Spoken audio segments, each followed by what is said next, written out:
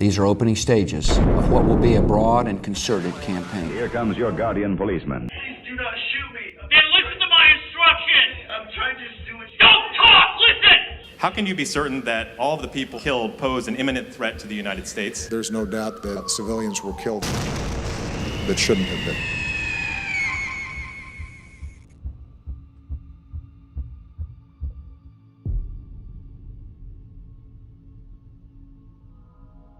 In your life, you will interact with many different social institutions. There is one institution that is unlike any other, one where you are subservient to others.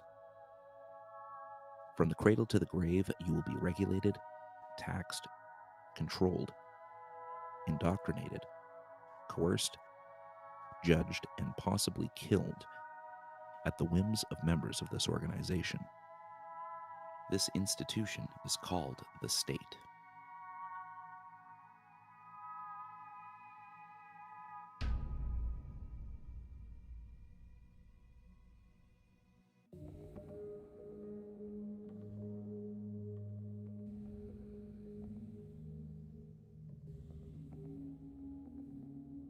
Well, if we're talking about human history in the largest sense of the word, that is to say, Homo sapiens has been around for 200,000 years. The state was invented only, even at the most charitable estimate,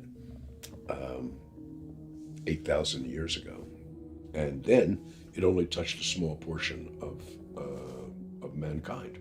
So the fact is that most of human history has been a history of statelessness. If you ask yourself how long people have been ruled by states on a sort of massive level, I ask myself, at what point in history do you imagine that more than half of mankind would have experienced regular tax collection, right? Once a year or something like that.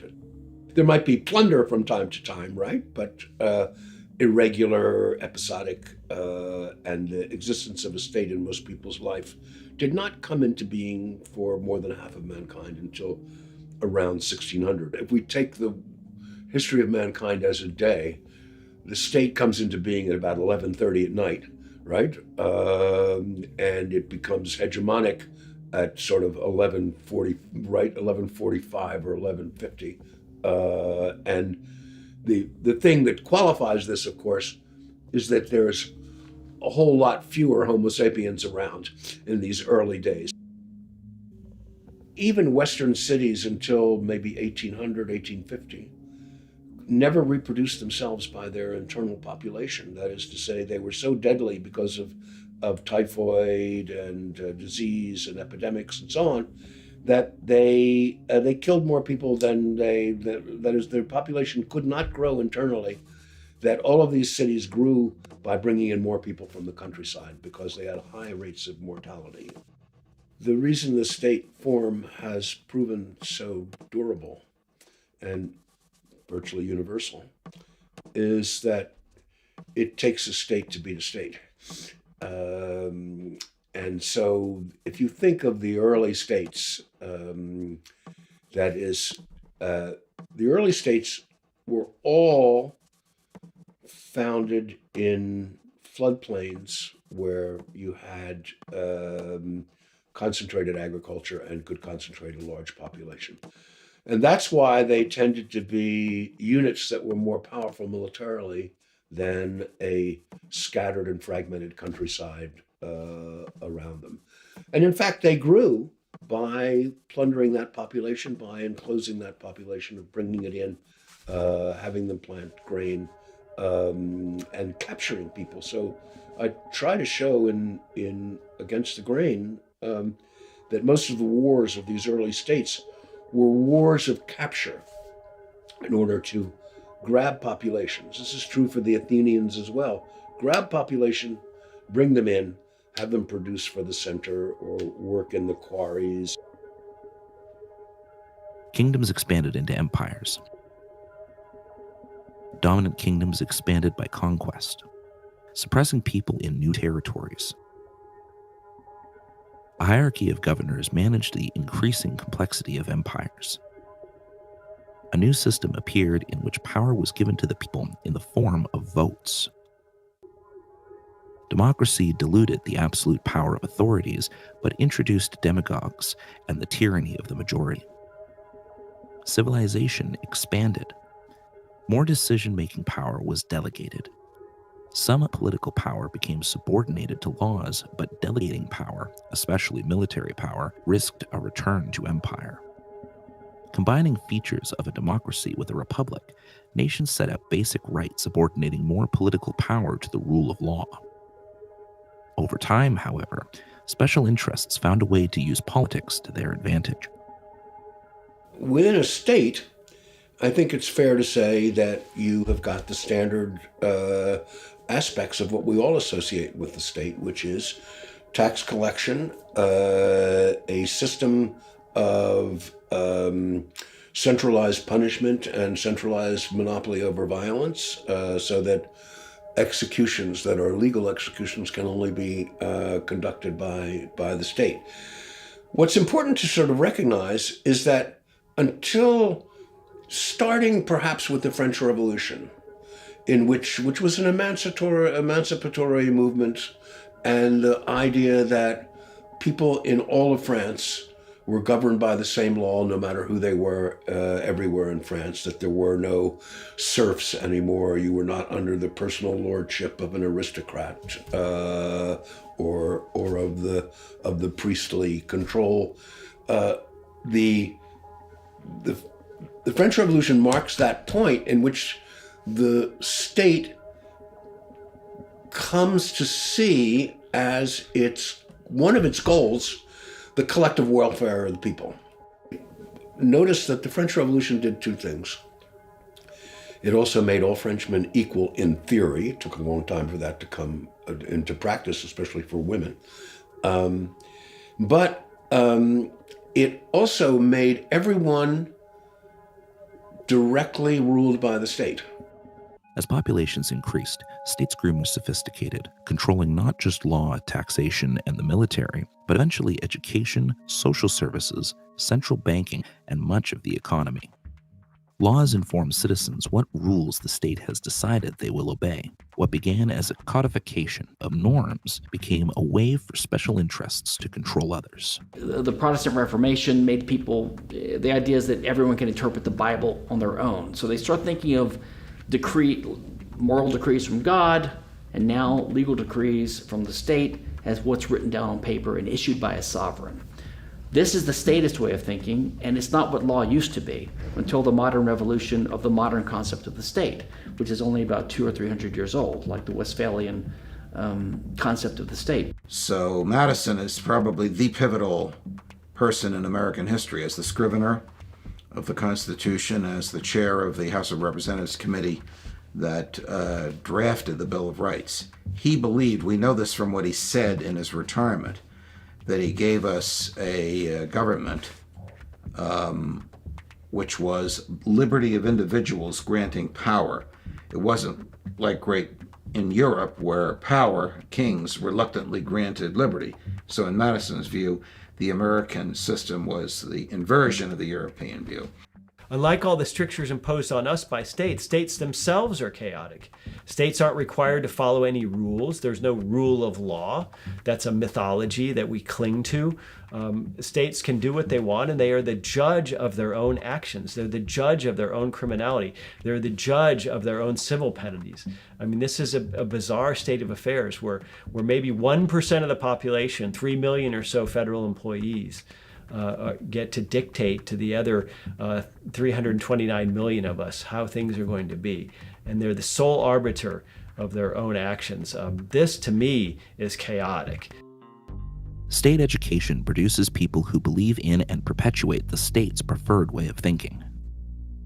The origins of the American education system start in the 19th century with reformers, so-called moral reformers, people like Horace Mann and others, who went to Prussia and found a system of education there that they wanted to emulate in the United States, which they did, and they brought it back here.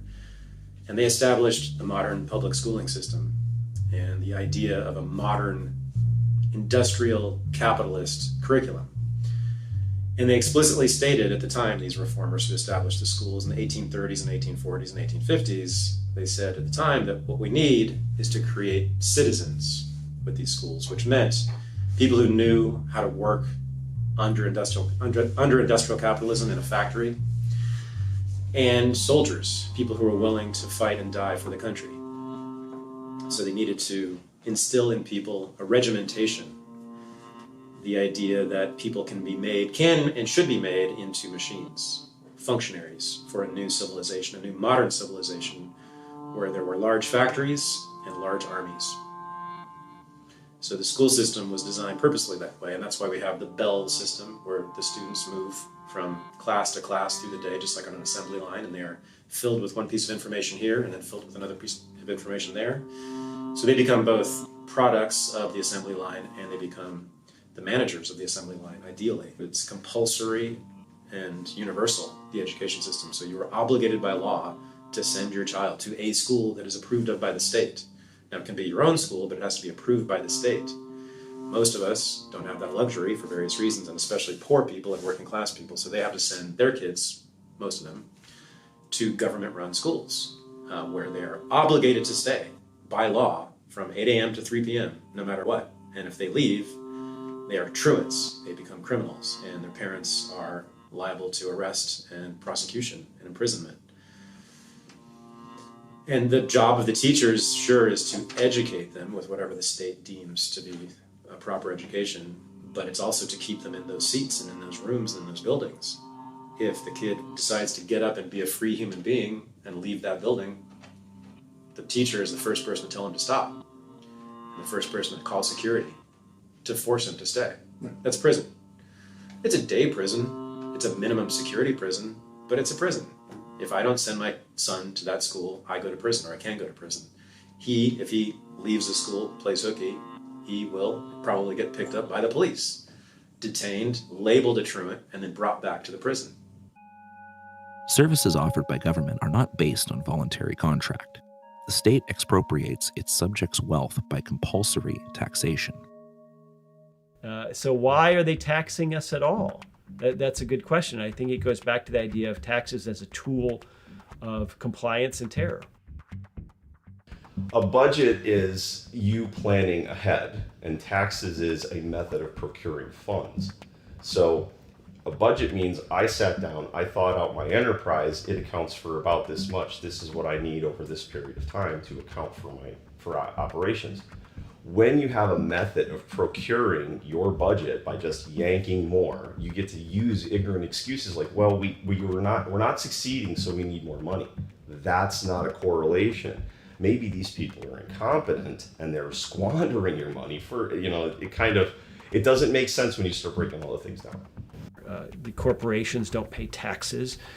Business entities don't pay taxes. Only people pay taxes, because a tax is a burden. It's something that we bear almost in a physical, visceral sense.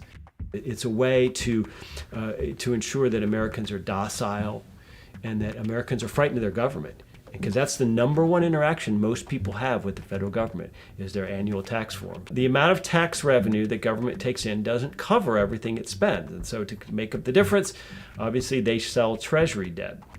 So, as bizarre as it sounds, if a portion of the federal government's budget can be funded by debt, arguably the whole thing could be. We could have no income taxes, and the $4 trillion that the U.S. Fed Gov spends every year could be financed via treasury debt, and then ultimately monetized by the Fed.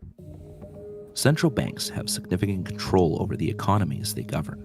The Federal Reserve, the central bank of the United States, determines interest rates, controls the money supply, picks winners and losers, and enables nearly limitless government spending. Increase in money supply, keeping the interest rates low. It turns out that is very beneficial for the federal government. The federal government, whenever they spend more than they take in tax revenues, they have to borrow. And just like anybody else who has to borrow, we have to go to the credit markets and we have to borrow at the prevailing interest rate. Well, when the federal government who has the ability to tax, they already get a lower interest rate than the rest of us. They're able to borrow more when already the servicing on the debt, the interest payments on the debt, are already one of our biggest expenses. With the debt that's, what is it now, $23 trillion. With that kind of debt, anybody else's credit would have run out a long time ago.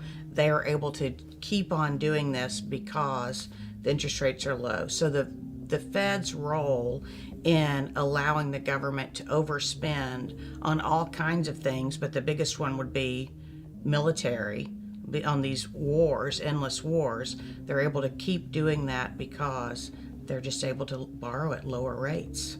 Absolute monarchs, when they got into wars, sometimes they'd run out of money. The treasury would run dry, so armies could not be paid, and they would stop battling in the field and go back. Wars are extremely expensive. Had Americans been forced to pay by taxation for the Vietnam War, it would have stopped a lot sooner than it did. America could simply print money and buy the things it needed to fight the war without having to raise taxes. So it's because it spares people from having to pay a visible price for the war that the war can go on. State-military conflicts destroy human lives, pollute the environment, impoverish millions of people, and waste scarce resources in pursuit of state political goals. Regardless of whether they admit it or not, through all sources, about $1 trillion goes to the so-called defense budget. Now, that not only includes the $600 or $700 billion to DoD, but also State Department, a lot of U.S. aid, a lot of other things in the federal budget are really defense spending, masquerading as something else. Well, government's too big and we need to cut spending. If they're not talking about defense, if they're not talking about entitlements, they're not being serious. There's no amount of cutting we could do in any other part of the government that would make a meaningful difference.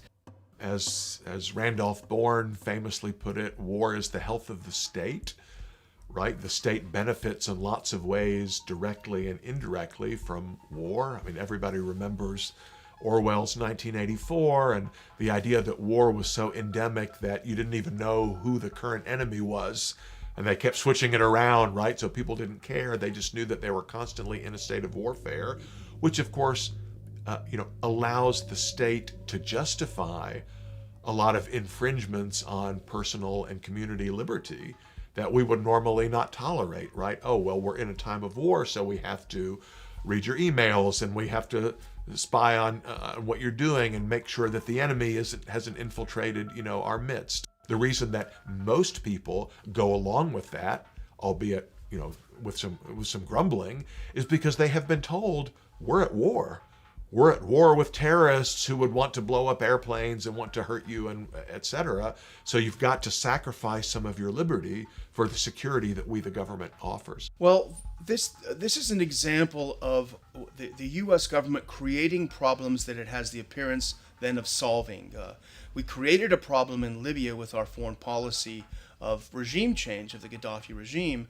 When we did unleash hell on the people of Libya, chaos broke out, as could be expected, as could be predicted, as we predicted. And that also, then that in turn requires more intervention, because you had jihadists moving into Chad and Niger and elsewhere. So you had to create more intervention to solve the problems that your intervention creates. But the U.S. uses jihadists, they use extremists as cat paws. They use it in Syria. They use the most violent Islamist extremists in Syria, places like Syria, to overthrow a completely secular regime, government, and we saw how many hundreds of thousands have died. The global war on terror is ramped up and ramped down on Washington's as Washington needs new enemies or doesn't need new enemies. It's in the most, it's fabricated in the very least. It's something that's created by our foreign policy. It's the same thing from the Reagan years, the Clinton years, and really some during H.W. Bush, but especially during the Bill Clinton years. And then again during Bush and Obama, America uses these jihadi, Saudi-backed Sunni suicide bomber terrorists for American imperial ends. Our government hates their adversaries more than they hate our blood enemies who have slaughtered Americans by the thousands and American soldiers by the thousands in Iraq War II as well.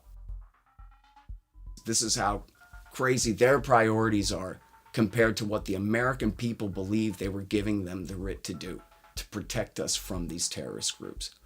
And of course, Obama's support for al-Qaeda in Syria led to the rise of the Islamic State.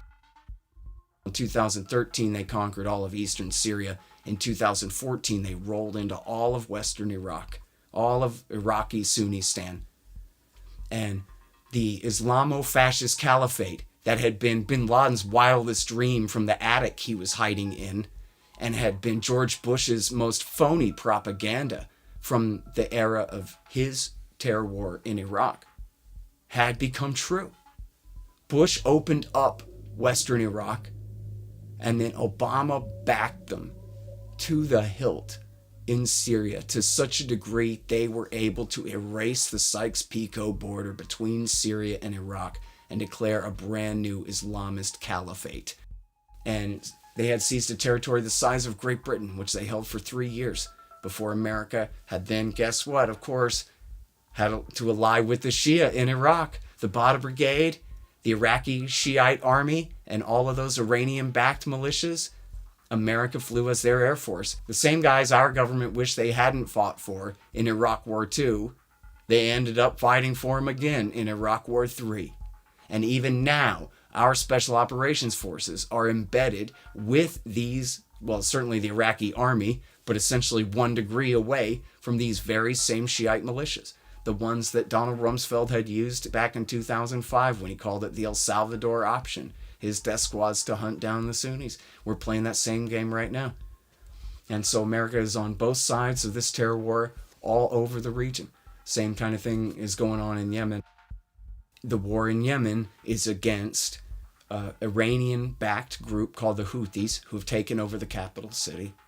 And it has put the USA, with our Saudi and UAE allies, again, directly on the side of al-Qaeda, flying as their air force against their primary enemies, the Houthis. And even the AP and CNN have reported about al-Qaeda embedded with UAE forces driving American MRAP, IED-resistant vehicles, and participating in the slaughter of civilians in that war.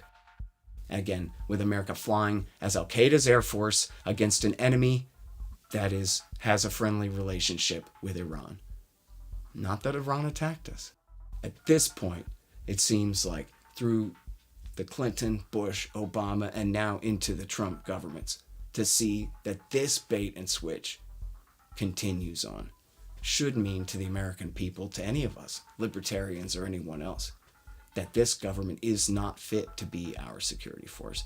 Our security is not its priority.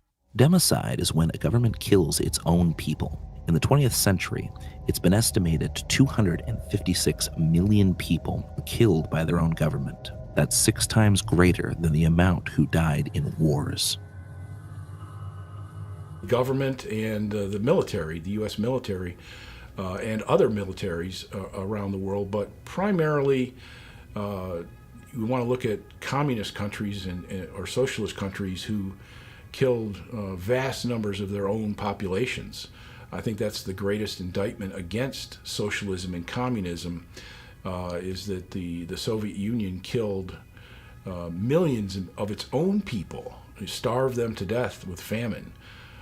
They did the same thing in Red China, where tens and tens of millions of their own citizens were killed off. And so government, particularly when you see where the level of government is highest, and that's in socialism and communism in particular. Cambodia is another example where a high percentage of the Khmer Rouge regime killed off millions of Cambodians. So the biggest problem in the world in terms of modern history has been communist dictators killing off their own citizens. Numerous arguments have been used in attempts to justify the state's authority. For a time, it was the divine right of kings. More modern justifications argue the state's authority comes from the consent of its people, often referred to as the social contract. There are basically three versions of social contract. There's the explicit contract theory, the implicit contract theory, and the hypothetical contract theory. But the explicit contract theory might sound like a straw man, but it's not. So it's the theory that some people actually literally got together and said to each other, hey, let's establish a government. Like they literally explicitly agreed with each other, either writing it down or saying it in words. That might sound like a straw man. Nobody thinks that really happened, but actually John Locke thought that happened. So he thought that with all of the cities, there was a time like when a city was first founded, there was a time when the founders got together and explicitly agreed that they were going to set up a government for their city. Okay, and then, so it was explicit for the first generation. Then according to Locke, it's only implicit for the later generations, okay, because he's not totally stupid. But the explicit contract theory, that's basically not true. So the governments that control, the land existing today, almost all of them got it by conquest or usurpation. This is discussed in David Hume's famous essay of the original contract.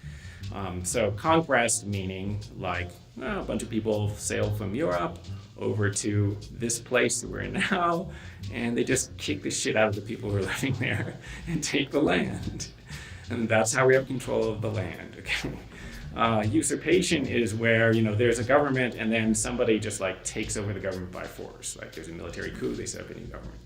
The hypothetical contract theory is a theory that, people would agree to set up a government. This didn't actually happen because you weren't actually given a choice and there was already a government when you were born. But if somebody asked you and if you were rational, you would have agreed to have a government, right? And then, so that makes it okay to impose a government on you. Okay, now there are some cases where a hypothetical agreement is valid.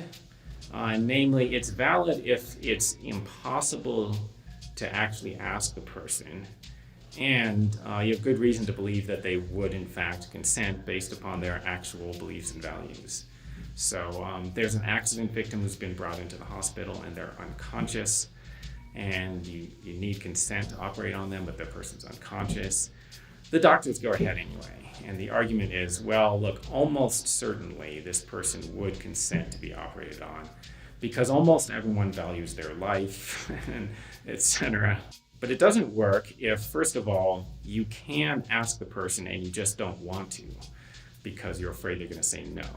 Okay, so then you cannot appeal to hypothetical consent. Secondly, it doesn't work if you say, they would consent if they had different philosophical beliefs from their actual beliefs. So no, you can't do that, right? So, and that would be required for the hypothetical consent to the government. Because there are actual people, they're called anarchists, who we know would not consent. Okay, but that's not generally legitimate. So if you have a patient who they wouldn't consent to be operated on, because they've said that many times when they were conscious, you can't say, they would consent.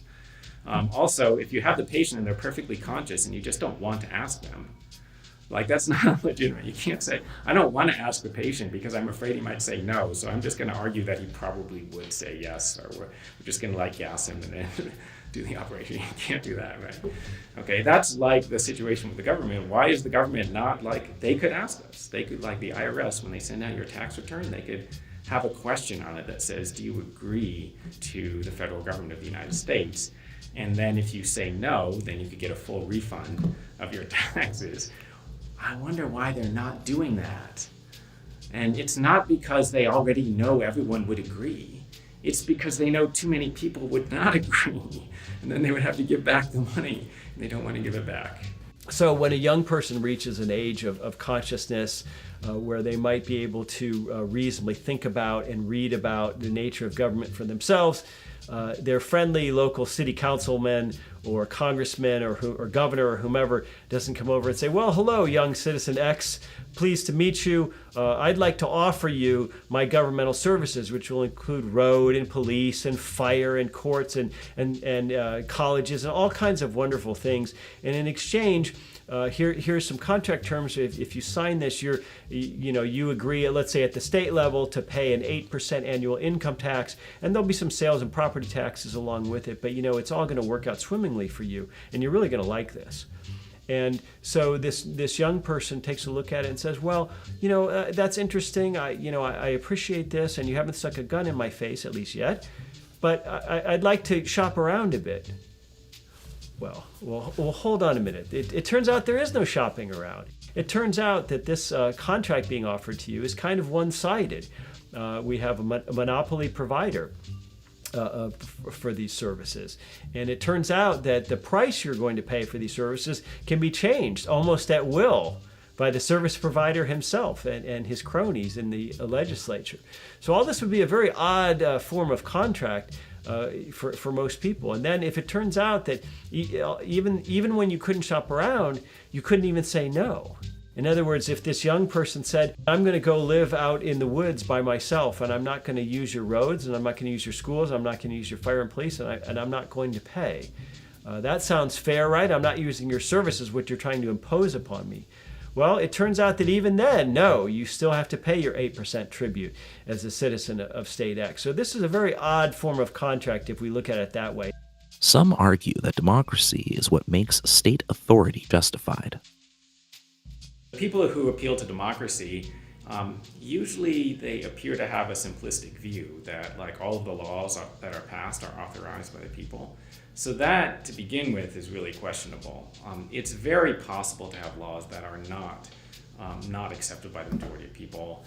So obvious cases would be like in 2008 to 9, the bailout of the big banks was very unpopular among both Democrats and Republicans, but just the voters, not the politicians. It was popular among the politicians, and they passed it anyway. And that's just an illustration of the fact that, however you want to account for why this happens, laws do get passed that most people don't support. Okay.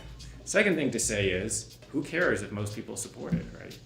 So, the question is, if a larger number of people want to do something that would otherwise be morally wrong, does it become morally permissible because there's a larger number of people who support it than are against it? So generally not, right? There's no other case in which you would say that. So, there's 5 people in the room, 4 of them want to beat up the 5th person. They decide to take a vote on whether beating up the 5th person is okay. Only 1 person opposes it. No, I'm against beating you up, okay? And then, so now the 4 people can beat up the 5 because there were more of them. It's a majority rule. Okay, so nobody thinks that makes it okay to beat up the person. Nobody thinks that suspends the person's rights. And you can just go through any other circumstance that doesn't involve the government. You wouldn't say an action that was initially wrong becomes okay if a majority of people support it. So as the great Tom Woods always says, it's my favorite analogy ever. He said, well, imagine Walmart ran all the schools, and you had to send your kids to an institution run by Walmart. And every morning they had to pledge allegiance to Walmart, and you had pictures of all the Walmart CEOs all around the room, and they would tell you all these fantastic, tales of, well, the first Walmart CEO never told a lie, and, all this, just the outright lies and propaganda. And then you had a society that was, really favored Walmart. And you're like, why do you think they like Walmart so much? Well, it's because they're being propagandized from the time they're children. And, propaganda works. What the states keep out of history textbooks are the things that call into question the existence of the states themselves. That call into question the existence of our form of governance, that call into question the existence of a nation state to begin with, that call into question the existence of borders, governments, police, prisons. Anything that calls into question the existence of the system those schools belong to. State overreach is a perpetual threat to individual liberty. The state insists on scrutinizing the lives of its subjects, but resists reform, transparency, and accountability. The individual actors in government are not bearing the costs, the net costs of their actions. So if you want people if you want individual rationality to lead to group rationality, you need some mechanism such that when I take an action, I bear most of the net costs. I get the benefits and pay the costs. And on the market, that's mostly true, though not perfectly true, ordinary private market. But in the political market, it's almost never true. That if I vote for the bad candidate and he gets elected, the costs of that are distributed around at least my country and maybe the world. If I'm a judge and I make a decision that sets a bad precedent, I'll never know that it was a bad precedent. I'm imagining a precedent which changes the legal system just a little bit, and a very small change in the legal system might produce costs of, say, $100 million a year. Huge amount of damage for one person to make. Commerce Clause, for example, which gives Congress only the power to regulate interstate commerce, and which to Madison regulate meant to keep regular. Marshall and his colleagues in subsequent courts have interpreted to allow Congress to do nearly anything it wants. The color of your shirt, the thickness of the soles on your shoes, the pigment on the paint, the brightness of the lights, the curvature of the lens, all these things are absurdly regulated by the feds. So I think there's really two reasons why businesses feel the need to lobby and interact with the state. So one, they want to get privileges over their competitors, and they want to try and get some sort of subsidies, tariffs, restrictions, monopolistic grants of privileges that can give them an edge over their competitors, so they act as political entrepreneurs. The other tendency is that their competitors are also doing the exact same thing, as well as other interest groups, so various ideologues, reformers, socialists, unions, etc., and they feel the need to basically block hostile regulation that's coming in threatening. So in other words, they have to play both the offense and the defense. So they're in the political arena to secure benefits and shape regulation to their advantage. I remember one time that a cop said to a friend of mine, he caught a friend of mine, we were 14, and he said he smelled weed, and we actually weren't smoking weed. And he could have easily caught us like an hour later and we probably would have been, but we weren't smoking weed, and my friend was really scared, and he got in his face and put a flashlight right in his face, and he said, "Are you scared? I want to watch you piss your pants in front of me," to a 14-year-old child. If a police officer stops you, you don't have, even if you know that you're innocent, you don't have the freedom to tell them, "No, I don't want to deal with you." No, they have a monopoly on force. They can initiate force, initiate violence up to and including killing you if you do not abide by what they have to say. A pretty close state to absolute power in the dynamic of a cop, particularly a cop with a teenager, but in general a cop. I mean, like even things will be like, "Well, I didn't consent to that search." Well, what happens if a cop says in court you did? It's your word against the cops. Who are they going to side with? They side with the cop every time. So there's two dynamics. There's one that power corrupts, and so you give people this power. None of us do well. International law is a legal system that is created without an overarching sovereign. In a sense, it mimics anarchist law. It's a bunch of different states, and they interact with each other in an environment where there isn't a higher power that hands down what the rules are of the game and how everyone shall behave. The international system is self-governed in the sense that all the states work together, at least ostensibly, as equals. So international law, I believe, can serve as a model for how we could imagine the possibility of a stateless order, because we do have 200 citizens of the world which don't have an overarching super sovereign. So it's possible to have peace among actors that are decentralized and that are sovereign with respect to themselves and don't have an overlord that forces them to comply with some kind of set of rules. So the Hobbesian idea that you can have order among individuals without a government to tell them what to do is sort of disproved by the existence of the international order and international law. The question is, how would we apply that then down to a lower and lower level? And the key issue would be just to keep adding more and more choice among people actually living in these places in terms of different legal systems that they can choose from, different societies, and so on. Anarchism can be difficult to define. In spite of often being incorrectly used to mean chaos, the word actually comes from the Greek word anarchia, meaning without a ruler.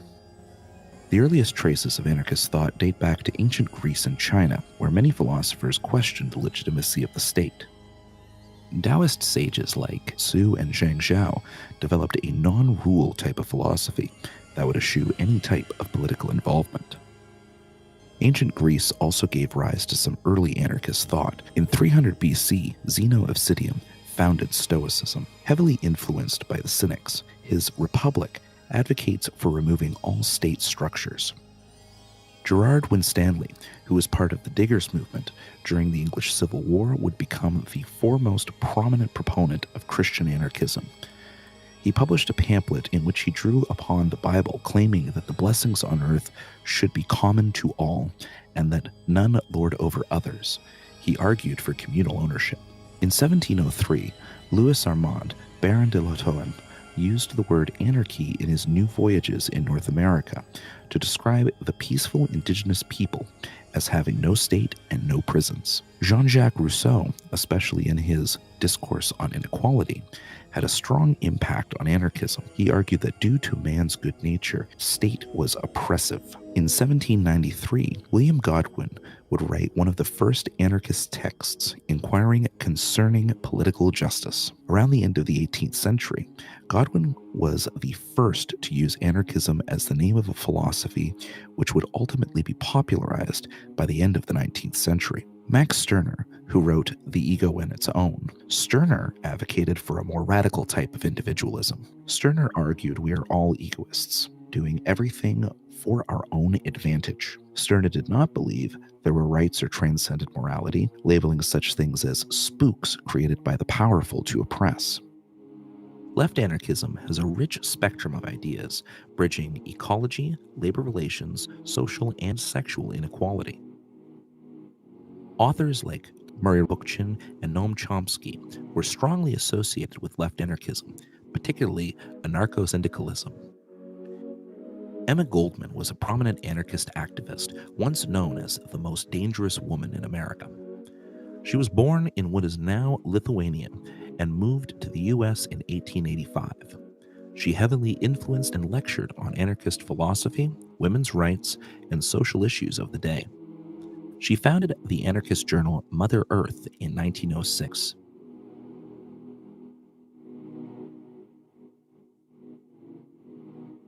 Voltairine de Cleyre was an American anarchist and contemporary of Emma Goldman, who ultimately advocated for anarchism without adjectives, foregoing descriptions such as individualist, communist, mutualist, or collectivist. She was staunchly against the state and the existence of a standing army.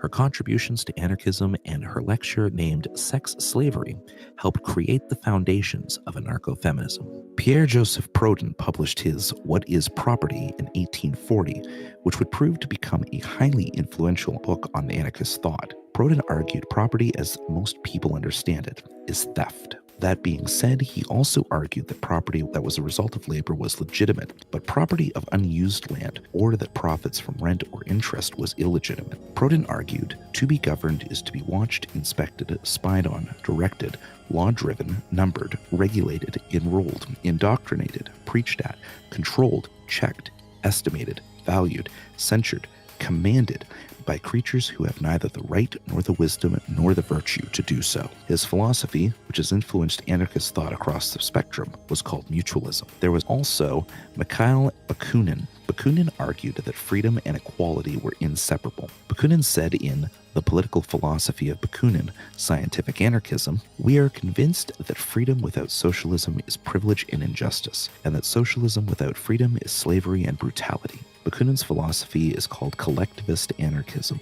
At the end of the 19th century came Peter Kropotkin. Kropotkin wanted to synthesize communism and anarchism, creating anarcho-communism. Kropotkin argued with those who sought to use Darwin's new theory of evolution to justify racial and class inequality. Kropotkin argued that mutual aid, rather than the dominant gene in a species, that the defining feature of evolution was actually mutual aid.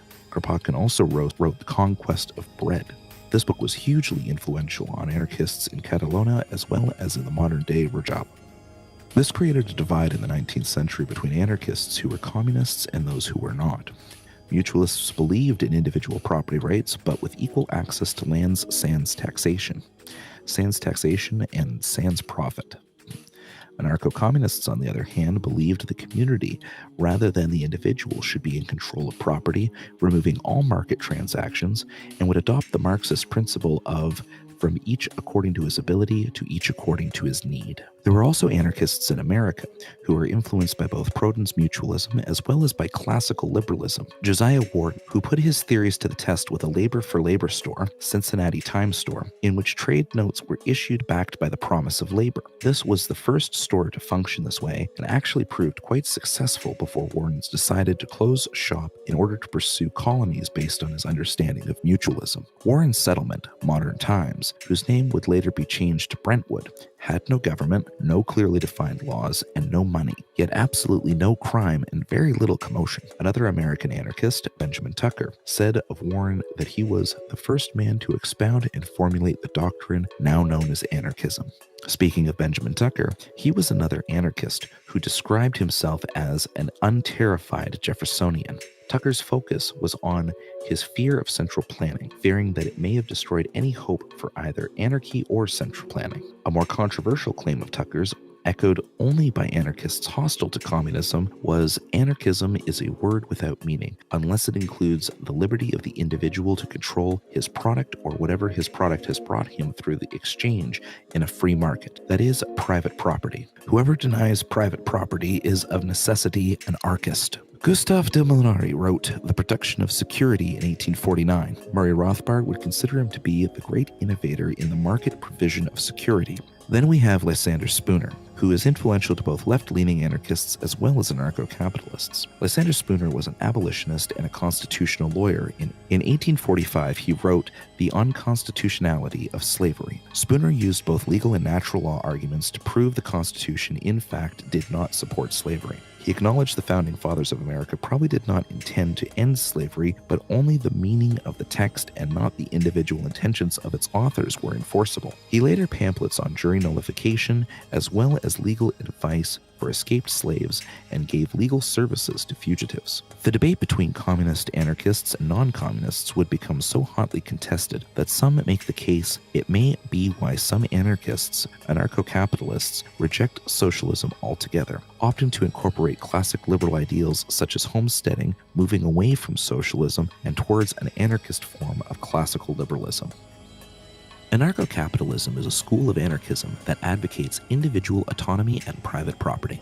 What happened was that over the last several centuries, starting in the 17th and going up to the 18th and 19th century, we had a march, an upward march, not of course every day, but basically an upward march of freedom and the death of the old order, which was statism and serfdom and slavery and theocracy. And rising up from this muck, was the idea of individual freedom and the institutions of individual freedom. Personal freedom, religious freedom, political freedom, economic freedom, free market. He had a really comprehensive knowledge, not just of economics, but of political theory, philosophy, and many other subjects. And he had a tremendous intellectual curiosity about all things. He was constantly coming up with new ideas, and he was very enthusiastic about the new ideas he found. First is the non-aggression principle, NAP. Keep your mitts to yourself and don't grab other people with their property without their permission. Now, in boxing, if you and I are in a boxing match and you punch me in the nose, I can't say, oh, assault and battery, because I've agreed to be hit above the belt. The second one would be private property rights. And we need private property rights because suppose you grab this shirt that I'm now wearing. Did you violate the non-aggression principle? Well, it all depends upon who owns this shirt. If I stole it from you yesterday, you're just repossessing your property, and I'm the bad guy. On the other hand, it's my shirt, keep your mitts off, and if you grab it, you're the bad guy. So we have to know who is the owner of my shirt. And the third one is free association. No one should be forced or compelled to associate with anyone against his will. One of the direct effects of the non-aggression principle, the NAP, NAP, is no government. That would be the purest libertarian view. Why? Because government taxes people against their will. And we just got finished saying that the non-aggression principle says that you shouldn't be forced to do anything. You should be able to do anything you damn well please, except keep your mitts off of other people. Well, when they're taxing us, that violates the non-aggression principle and it violates free association. They're making us associate with them. And where do we get that from? I didn't sign the Constitution. The idea that rights are simple and clear and therefore you can eliminate everything by, you can solve all problems by showing you can't do that because it violates rights. And some of those, I guess my favorite counter to that, which comes from Bill Bradford, who was the editor of Liberty Magazine. He's no longer alive, unfortunately, but he was an interesting guy. And he says, all right, this is my memory of his example. You happen to be you fall off your balcony on the 15th floor of an apartment building, unfortunately. But fortunately, there's a flagpole coming off the balcony on the 14th floor, just below you, and you manage to grab hold of that. It doesn't break, and you're going hand over hand back to the 14th floor balcony to get on it and get down. When the owner of that apartment comes onto his balcony and he says, "That flagpole is my property, not yours, let go." Do you? Well, if the answer is that you don't, we have to either say that's because you're a bad person, you've just violated his rights, or you have to say it is morally legitimate to violate rights when enough is at stake, which is basically what this comes to. But once you've conceded that it's morally right to violate rights when enough is at stake, now you've abandoned the moral argument against almost everything. I know lots of people have different visions of what this looks like. But let's say we're talking about an extremely decentralized covenant community where people just come together and form communities where they sign a contract and I agree to live in this place and follow these rules. And as I argue in some of my essays, this is probably the likely way that most people would live. A lot of people imagine that, oh, well, I'll just go out and do my own thing out in the countryside and no one will bother me. This, of course, is an extremely naive way of looking at things, is that your neighbors would probably just come and try and take your stuff away. So most people would congregate into a group of some kind and then agree to give up certain prerogatives in order to amass their resources and put together a private security force and so on.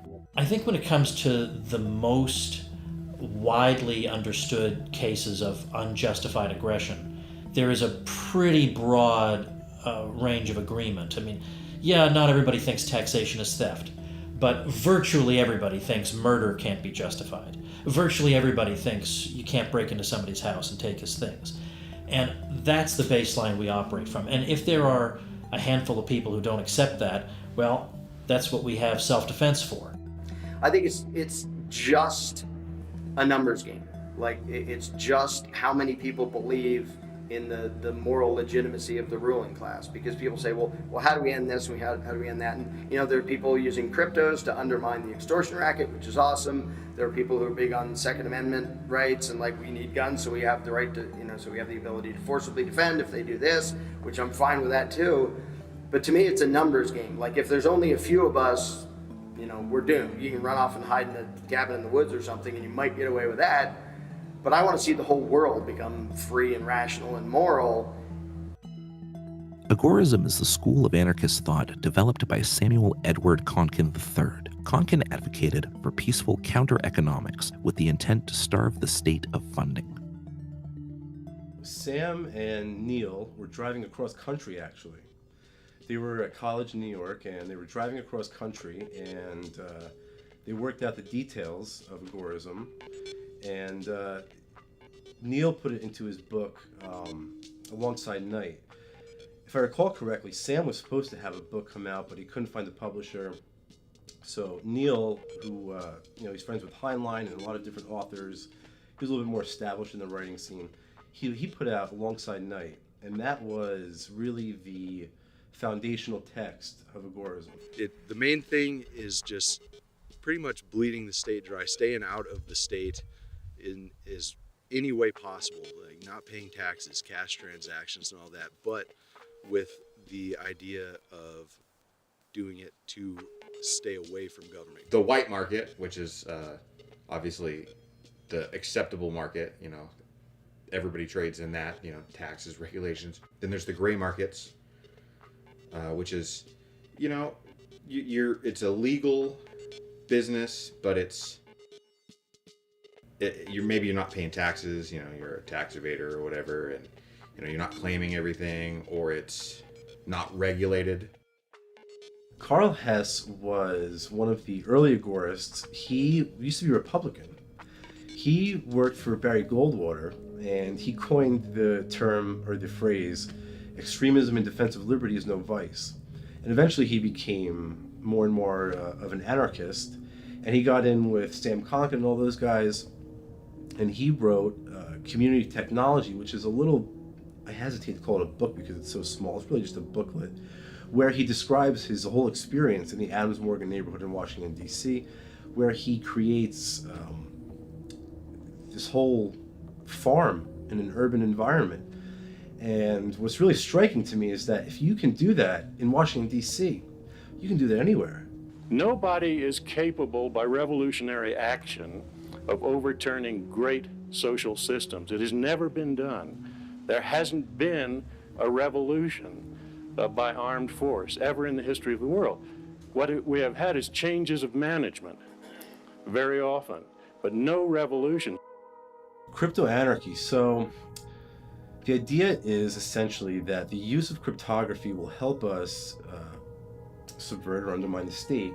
And I think that's absolutely huge to where we are in the future. Not just in terms of blockchains, but also, like we said, in terms of Tor as well. So when we combine the two, again, we have things like the Silk Road, where you can buy and sell at will whatever you want to whomever you want without any form of regulation or censorship by Congress or your governor or your state legislature. Crypto-anarchy is, that is to me what's going to save us. And I think the crypto-anarchists have become essentially a wing of the agorist movement. Anarchy is just normal life that happens all around us every day. When we walk down the street, we all have a vested interest in just having society where we deal with one another peaceably and we deal with one another in ways that we feel are justified and win-win. I mean, anarchy is just in the air around us. It's not something abstract. It's just human beings doing what they want to do voluntarily, without force, without coercion. We can distinguish between individualist anarchism, which is based on private property ownership, and other types of anarchism that are more of a communitarian kind that don't recognize private property. I think that by anarchist societies, and by anarchism in general, compared to its popular use as chaos, disorder, violence, and so on, the anarchism ought to be understood as forms of cooperation and mutuality without hierarchy. I think the developers would develop towns and cities, and people that lived in towns already and so on. Those would be the public areas, let's say, would then be owned as almost as stockholders. People in the town would be stockholders in those public areas. But I think you could have any number of organizations where people come together and form a variety of communal organizations, own communal property, have communally owned towns and cities and so on. Those could all certainly meet the definition. I think the key component there is that you would have a lot of choice about where you would live. In 1860, Paul-Émile Dupuit coined the term panarchy, which is a system that recognizes the individual's right to choose any form of government without being forced to move from their current locale. Panarchy, to me, is one of the next stages of human social evolution. Instead of pure anarchy, okay? Which sometimes you might think of anarchy, or some people might think of anarchy as just being utopian, being fanciful. Panarchy is a way of describing arrangements where we don't make any sort of judgments about the kinds of civil association that people want to enter into, but they do that rather freely. And what's interesting about panarchy is it's different from polycentrism, which is another fancy P word that just means we're breaking up power into smaller jurisdictions and allowing for people to vote with their feet. If they don't like this jurisdiction, they can go to the other one. Polycentrism is this idea, and it's really important. You can join your Republican or Democrat or Socialist or what have you association and in your home. So instead of joining a party that fights over who gets to control 350 million people, say, a panarchic state of affairs would just be, if you believe in joining a kibbutz, or you believe in the Singaporean healthcare system, or if you believe in some other set of governance arrangements, be they hierarchical or decentralized, you can join those and you can exit them if they're not working out for you. You get a market and governance that is divorced from territory. We have to ask ourselves now in this day and age, why is it that rules have to be attached to territory always and in every case? They don't need to be. And in fact, for most things, the rules we live under are an artifact of conquest, or an artifact of, I was born on this patch of soil that long time ago was conquered by somebody who makes the rules on my behalf. It doesn't have to be this way. But the panarchist says, let's try different experiments and let's see who joins what civil associations. And then we can just have mechanisms for settling disagreements between those civil associations. Whether or not anarchists should utilize politics to try to shrink the state is a hotly debated topic. Recently, on the federal level, we got a right to try bill, which says that if you are suffering from a terminal disease and there's some experimental drug that you might be able to take, we're going to give you the option to take it. But that began as on the state level, as a series of states began introducing right to try laws. Now, there's no authorization for a right to try law on the national level. They were just doing it. And as it turns out, they paved the way for a liberation that occurred on the national level. And you can go down the 10th Amendment Center. You can go down the list of the various initiatives they have, and you'll see how many of them there are on such a wide array of issues that might appeal to both left and right. If I look through the history of so-called states' rights, in the first, let's say, 150 years of American history, what do I find it being used for? Well, I find it being used to defend the freedom of speech, to defend against unconstitutional searches and seizures, to defend against a military draft during the War of 1812 that was proposed that some people like Congressman and then Senator Daniel Webster thought was unconstitutional. But in fact, they were even used to fight against slavery. And we see that not only in the personal liberty laws, which were used to fight against the fugitive slave laws that existed in the 19th century. We have states, for example, refusing to allow the federal government to use its facilities, to use its jails to hold suspects, or to let any state official take part in running after a fugitive slave or anything like that. The whole thing is the principle of secession, I think, is very, very good. I sort of lean toward the nonviolent approach, but I always support secession. And I think that the founders made a mistake by not having that in the Constitution, because that would have restrained the government. If we could have, as individual states, leave the United States anytime we want, they would have been much more reserved in the abuse of the rights that the states should have and the rights of the individuals within the states. Secession is an approach you take when you have irreconcilable differences. That's in effect what happens. Right now in the United States, we have well over 300 million people, and we are divided right down the middle in how we look at the world. We have radically different worldviews. And instead of saying, why don't we work on an arrangement where people who think one way can just live according to those ideas and people who think another way can live that way? Instead, we feel like we have to win and triumph over our enemies. well, there has to be one way to think that dominates the entire country. And at some point you should ask yourself, is that really the most civilized way for us to organize society? Is that the most civilized way for human beings to live with each other? And I'm inclined to think that it would be better if we said, look, we just don't have the same vision for what society ought to be, and instead of every 4 years having a low-intensity civil war with each other to see who's going to ram ideas down the throats of the others, what if we say, well, why don't you live your way and we'll live our way, and we'll see, let the best man win kind of thing.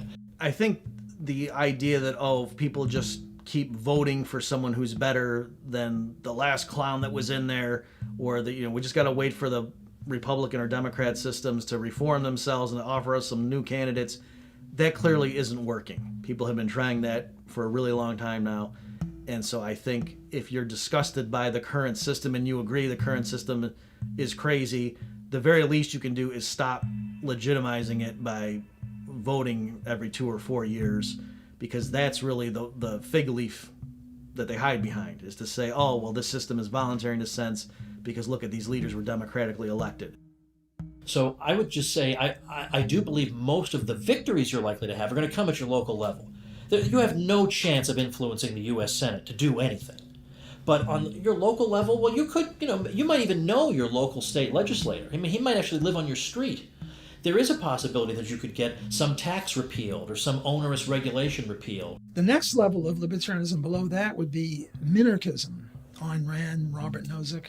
And there they support the non-aggression principle, but they allow government, very minimal government, to have armies, courts, and police. Armies not to export democracy, but to just make sure bad guys don't come from abroad and attack us. Police not to make people virtuous, but to just make sure that murderers and rapists don't do their thing and leave victimless criminals alone, like prostitution and drugs. Everybody's a minarchist. Who's not an anarchist. Joseph Stalin was a minarchist. Bernie Sanders is a minarchist. If you're just going to say, well, I think the state should do X, Y, Z, well, why not X, Y, Z and A, B, C? And while we're at it, E, F, G, and a whole bunch of other things. I mean, either you're guided by first principles or you're not, and you're just in the realm of preferences. And, anarchists get accused of being utopian, but there is nothing more utopian than a minarchist. The idea that a state will stay restrained because it just decides it doesn't want more power. We're going to create a monopoly on the initiation of violence, and they'll probably decide we'll only stay, a certain reasonable size. Well, I mean, how much empirical evidence do you need to disprove the idea that that's even possible? And in fact, there's a pretty strong correlation between relatively small states becoming the biggest states. It's not a coincidence that the United States of America, which started as this experiment in restrained government, with all these brilliant thinkers who wrote all about checks and balances and divisions of power, well, now it's the biggest state that's ever existed in the history of humanity. The most effective strategy for bringing about a stateless society is not politics at all. I don't think we're going to send our prayers up in the voting booth and hope that the authorities grant us this kind of supreme freedom.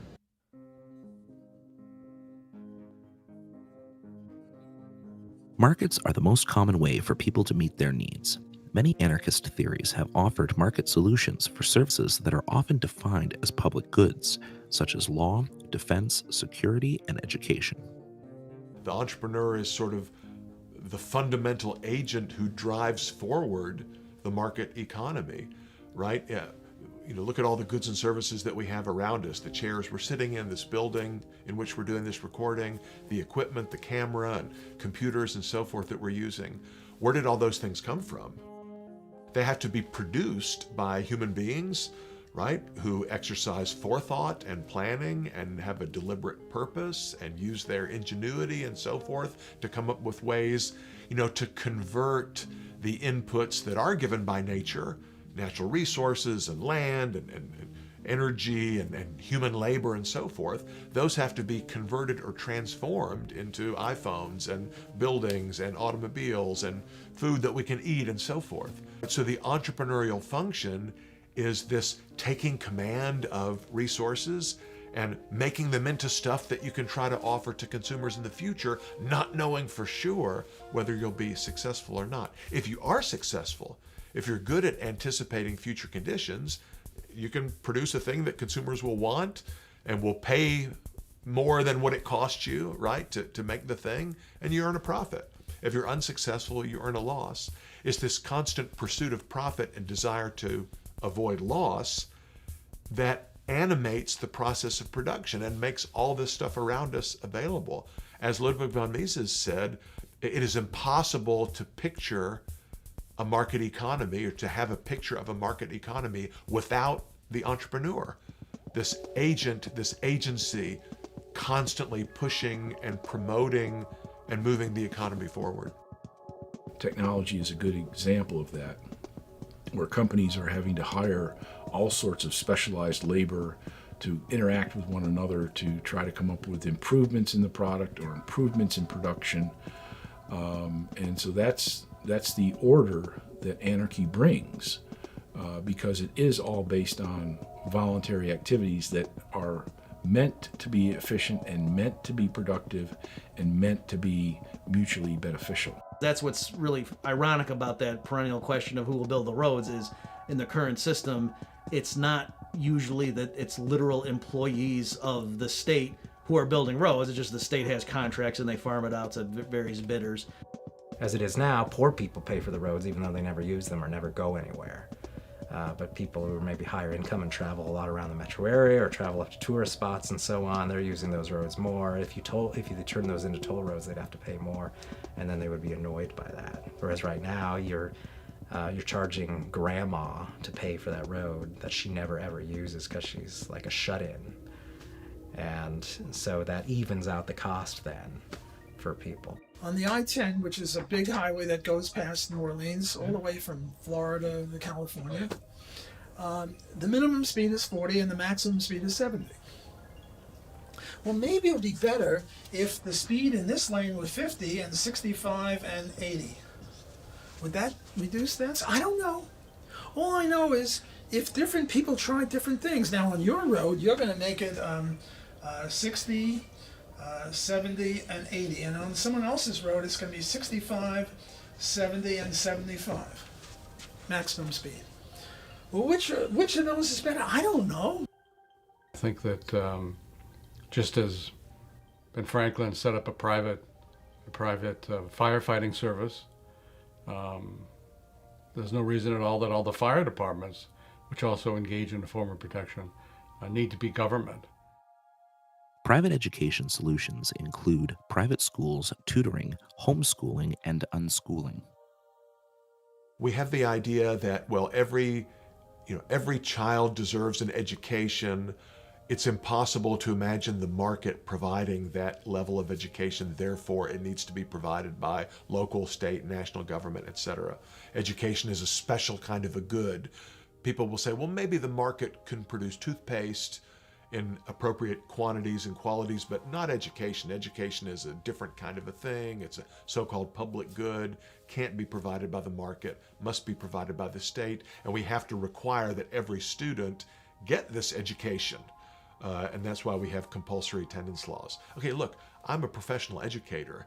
Do I think education in the abstract is important? You bet I do. But education is not a thing, right? There's not just one homogeneous blob of education where everybody gets one unit of education or no education, right?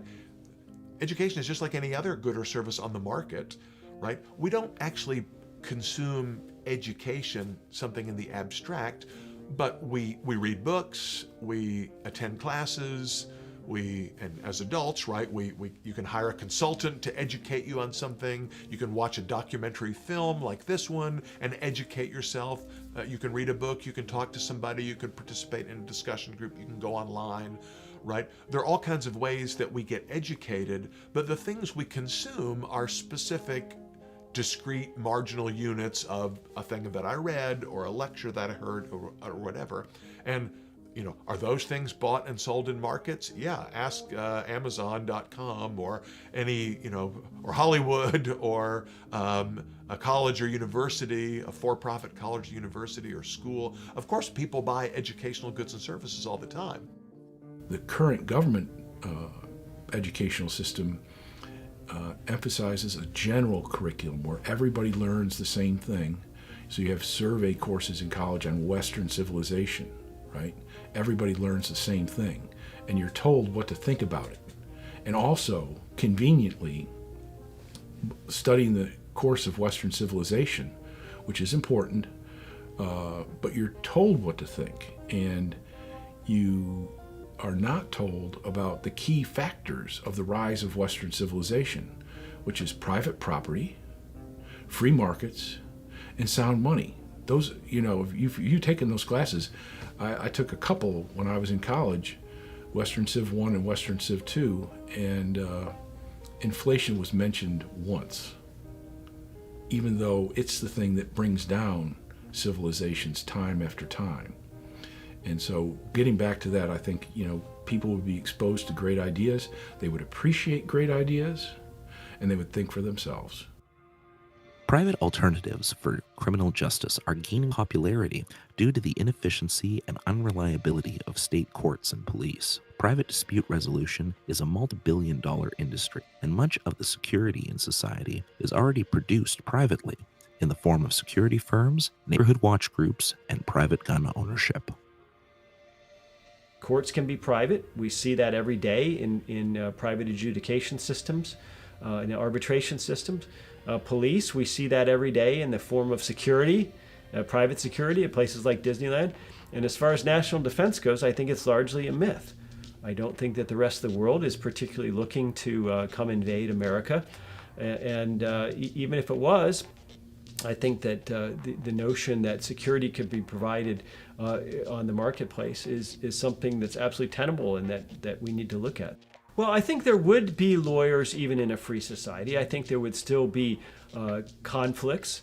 I think there would still be contracts that would occasionally be breached. I think there would still be disputes between neighbors, disputes amongst in business.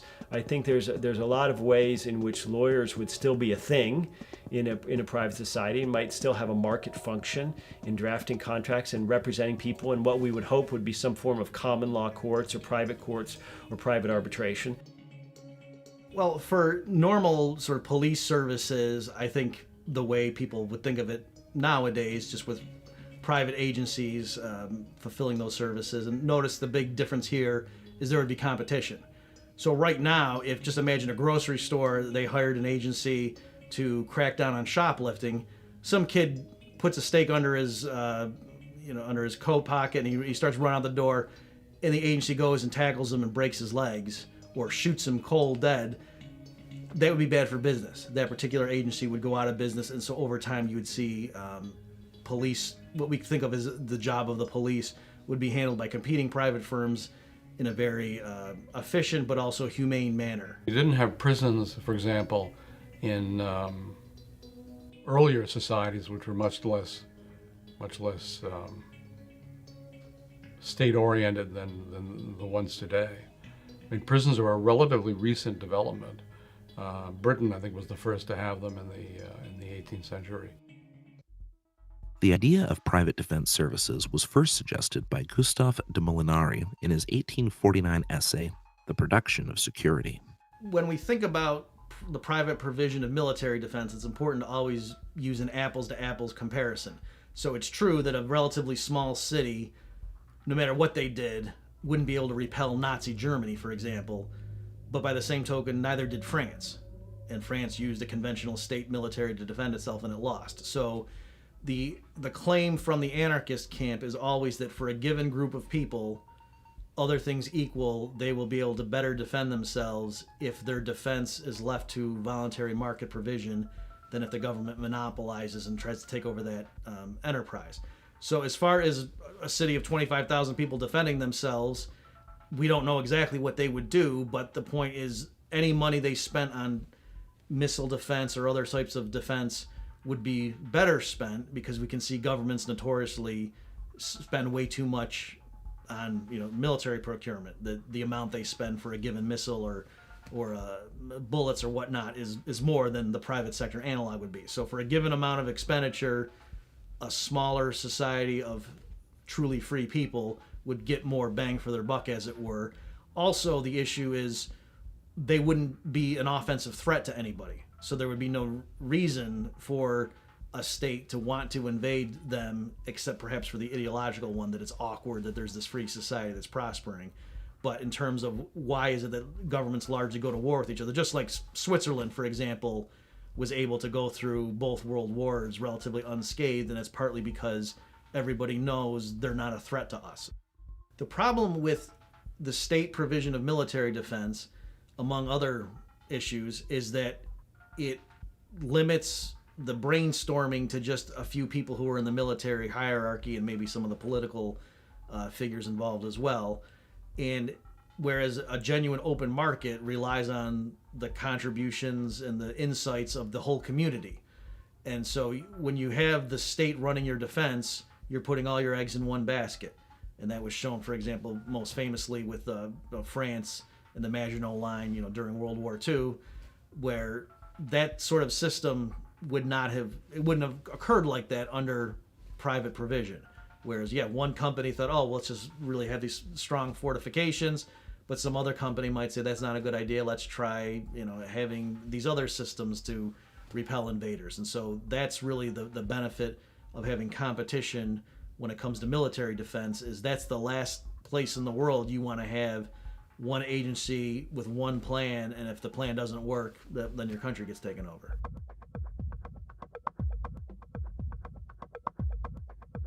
Entrepreneurial innovation has done more to diminish state power than most political action. Number one, 3D printers, right? CNC millers, ghost gunners. These are great options for people who want to be able to defend themselves, but not have to register with the state or go onto a government list. That's one of my favorites. Also, cryptocurrency miners, right? Just if you're mining for Bitcoin, you're engaging in counter economics because you're helping people avoid the banking cartel. Also, Tor. Look at what Tor has done for people in providing encryption to protect them from the CIA and the NSA. So if you look at the market, the underground market in alongside night, that is the Silk Road. That is what gave Ross the inspiration to create the first truly free and uncensored market. And that's also why the state gave him double life plus 40. Anarchism is being spread into mainstream culture in music, comic books, animations, stand-up comedy, film, and video games. There's this really interesting thing that happened also, like with Hollywood. I noticed, John Hughes, very famous director, did a bunch of famous movies in the 1980s when I was coming of age. What was it, 16 Candles and Breakfast Club, movies like that. They were really popular with sort of Gen Xers like me. And those movies, I think, invariably poked fun at principals and teachers in schools as sort of these lame authoritarian figures, right? Who the heroes of the movie would the whole movie would be about them sort of escaping. Like Ferris Bueller's Day Off, right? It's a classic example of that, right? Comic book creator Jack Lloyd discovered that crowdfunding and on-demand publishing was a recipe for successfully delivering entertainment and a principled message to audiences. When I was finishing up law school, I was kind of just killing some time thinking about what I'd like to do as relates to my passions, which involved, of course, the comic book world and also, promoting liberty. I started to write it and put it together and format it and then think about what I could do for a pitch. And then I worked with an artist to create the initial sketches, and I put that together for a presentation on Indiegogo. And from there, Voluntarist kind of took off. I'm also working with a lot of multimedia organizations to produce a lot of good libertarian content, and I'm quite interested in producing a video game. This has been a fascinating thing for me lately. Somebody made a meme where they said, Fortnite gets 400,000 people to play it every day or something, and the Libertarian Party gets so few votes, and I was like, it's a great point. Why do we not communicate our philosophy through more modern, enjoyable means? Why can't we sell it through entertainment? Some people would want to do. Not everybody's down for a dry philosophical discussion. Not everybody's down to argue economics like we are, but everybody likes video games, dude. Libertarian ideas are being brought to a wide audience by artists like Thomas Kay. Kay earned acclaim for his animation, George Ought to Help. You want to help Oliver out, so you give him some money. To your surprise, George doesn't offer Oliver any help. You try to persuade him, but it's no use. Imagining yourself in this situation, do you think it's okay to threaten to use physical force against George to get him to do the right thing? Now imagine a slightly different situation. This time, a group of your friends take a vote. 6 out of 10 are in favour of threatening George to get him to help Oliver. Does this democratic process make it okay to threaten George? In 2017, Backwards, a new metal band, released Veracity, filled with anarchist-themed lyrics. The album spent many weeks on Billboard's metal album chart, peaking at number 20. From the willfully ignorant, the knowledge you won't get none, but don't get it twisted. I too was dumb and then some. Support a politician, sit back and let Twitter hit thumbs, not understanding that you got Charles syndrome. They have no desire to say no.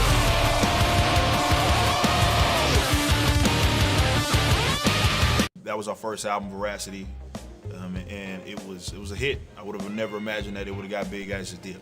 But now we're going to be a lot more. We all come from different backgrounds, and we want to make sure we express that. So we've already pretty much announced that it will be sort of this double-sided type of deal. We had 18 tracks on the first album. This upcoming album is gonna have roughly like 20 and stuff like that. So we're gonna, between our first 2 albums, we're gonna put out more music than people that have 3 albums out, 3-4 albums. But this time we're trying to just get a little more, just mix it up a little bit, and I love it. I love the process, and also obviously with us being able to talk about whatever we talk about because we don't have any strings attached to us, right? It's a lovely thing. There's a lot of closet, definitely in metalcore, even though it seems to be a really leftist-dominated sort of subgenre. There's a lot of closeted libertarians in it because they're like, well, if I come out and say some of that, man, that's basically the end of their career. And this is why I think they're so attracted to us, and why I talk about it all the time about the void that we just simply feel, and just being us. And people come up to us like, man, you make music that I enjoy, but man, you adopt a philosophy that I adopt, and that's what takes it to another level. And again, there's people in these bands that are kind of closeted, but again, it's like they don't think that it's worth putting themselves out there like that, just simply because, yeah, you get a target on your back. You get a target on your back because it's against the norm in the industry. Stand-up comic Dave Smith brought his comedy to podcasting in 2012, eventually hosting his popular podcast, Part of the Problem. He then made the jump from stage to screen as a regular on cable news shows and in his own comedy special, Libertas, which spent 3 weeks at the #1 spot on iTunes. They went, why do they hate us? That's how clueless we were. We didn't even know there was a beef.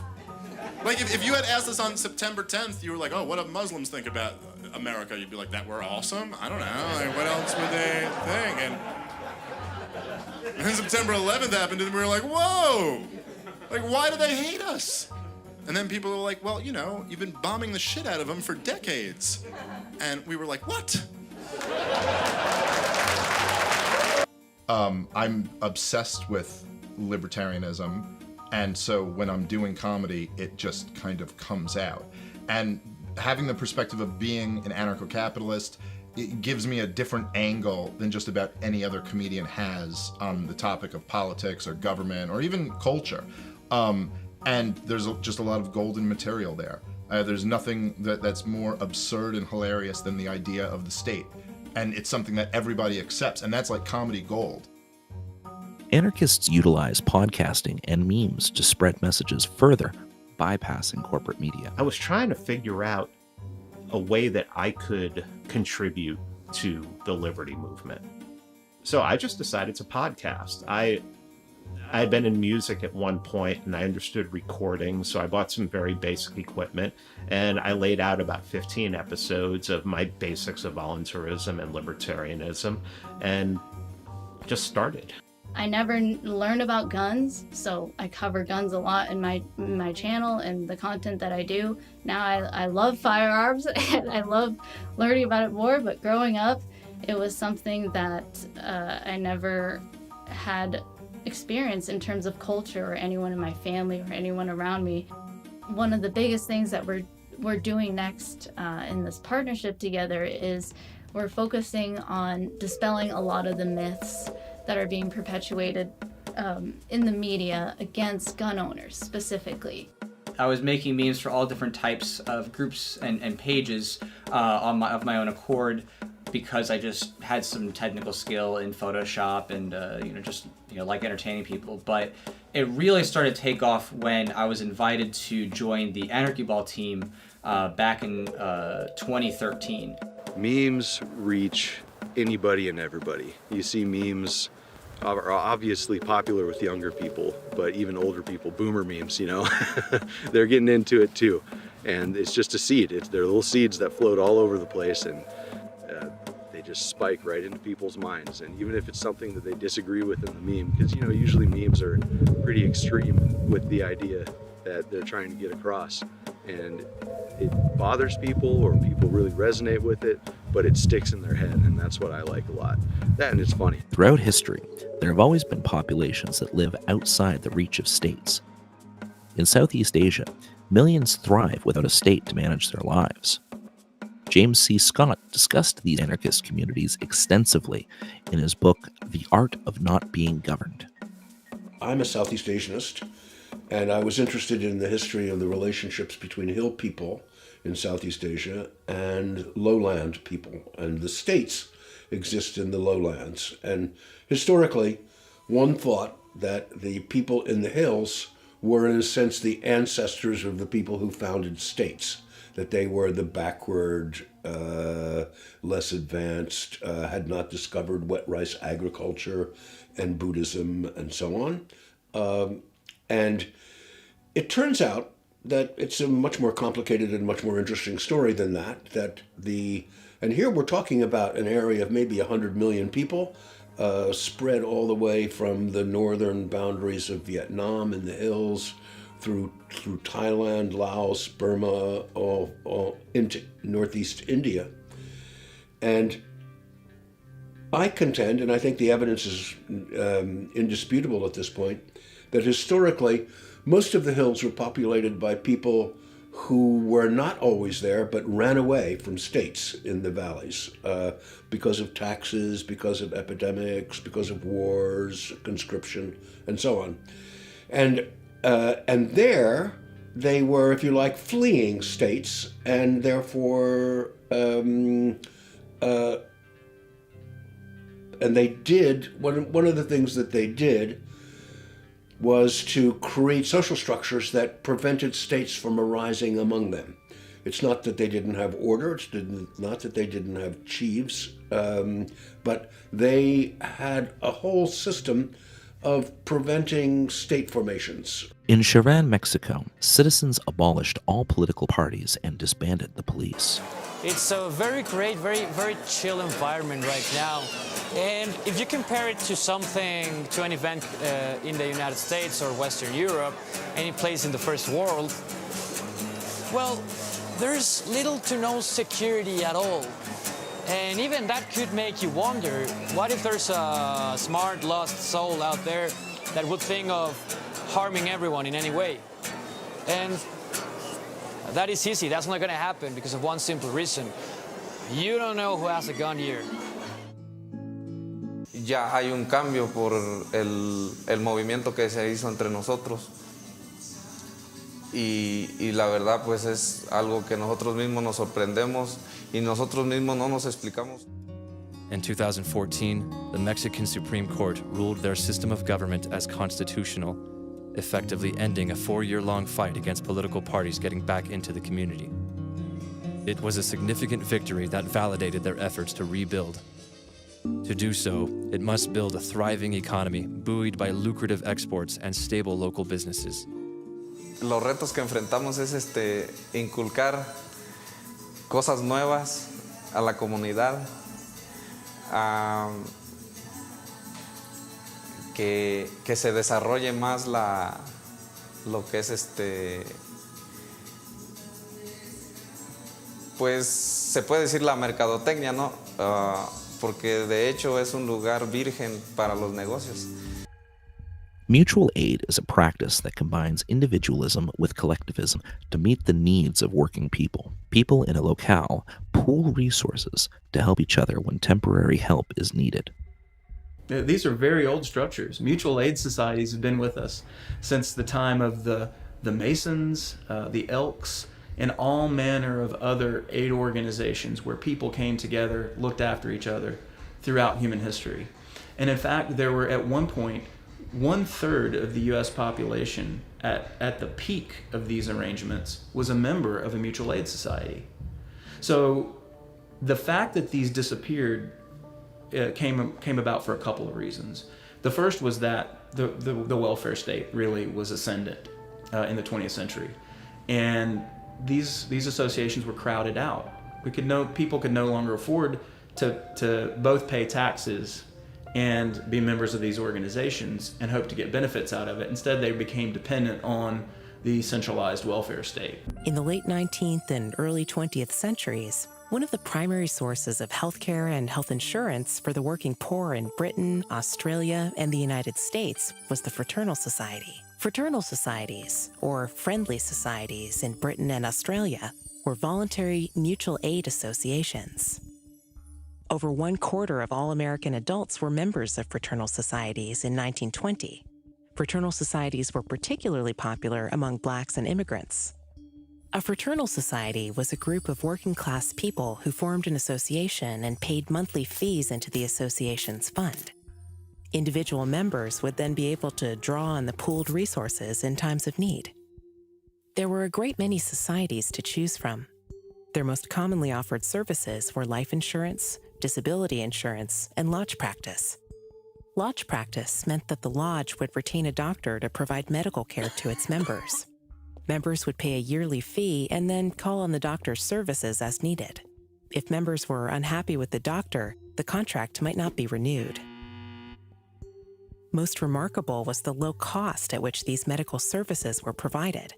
At the turn of the century, an average worker's daily wage would pay for a year's worth of medical care, much cheaper than on the regular market. Yet, licensed physicians competed vigorously for lodge contracts, perhaps because of the security they offered. This competition kept members' costs low. The response of the medical establishment, both in America and in Britain, was one of outrage. Many saw it as a blow to the dignity of the profession that trained physicians should be eagerly bidding for the chance to serve lower-class tradesmen. Such low fees, many doctors complained, were bankrupting the medical profession. Socially inferior people were setting physicians' fees. Voluntarism in Action, a philanthropic organization, raised over $250,000 in 2019 for hundreds of people in need.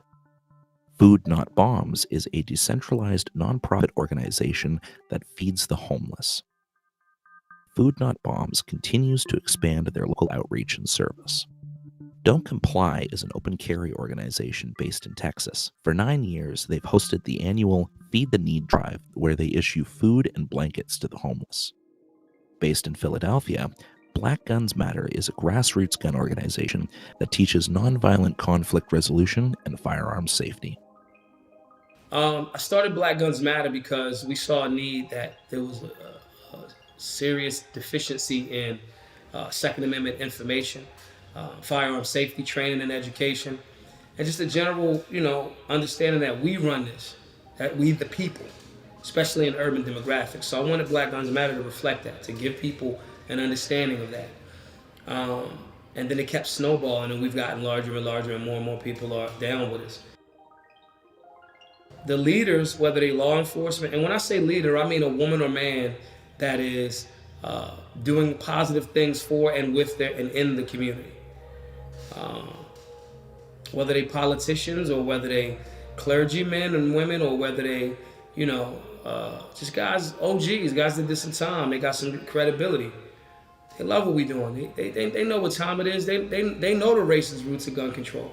As the state expands, it's easy to forget that everything the state does coercively was once done voluntarily for ourselves and each other.